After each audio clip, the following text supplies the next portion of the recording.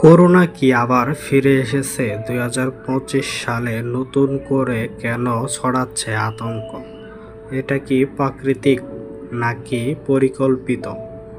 এই ভিডিওতে জেনে নিন করোনা ফিরে আসার আসল কারণ। ২০২৫ সালে বিজ্ঞানীরা বলেছে করোনা নতুন রূপে নিউ কোভিড এর আগের চেয়েও সংক্রামক। এই ভাইরাসের মিউটেশন ঘটেছে এমন কিছু দেশে যেখানে টিকা ছিল কম এবং জনস্বাস্থ্য দুর্বল। বিশেষজ্ঞরা বলছেন এটা এসেছে প্রাণী থেকে মানুষের দেহে, যাকে জেনেটিক্যাল ট্রান্সফরমেশন বলা হয়।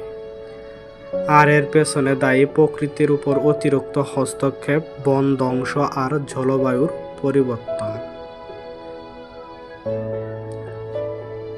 বিশ্ব স্বাস্থ্য সংস্থা WHO ইতিমধ্যে সতর্কতা জারি করেছে, কিন্তু সবচেয়ে ভয়াবহ দিক, মানুষ আবার সেই পুরনো ভুলগুলো করছে।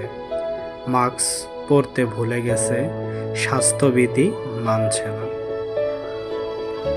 আমরা কি আবার একই ভুল করব নাকি এবার শিক্ষা নেব? কমেন্টে লিখুন আপনার মতামত আর শেয়ার করুন যাতে সবাই সতর্ক হয় আর সবাই ফলো করে পাশে থাকার জন্য অনুরোধ করছি।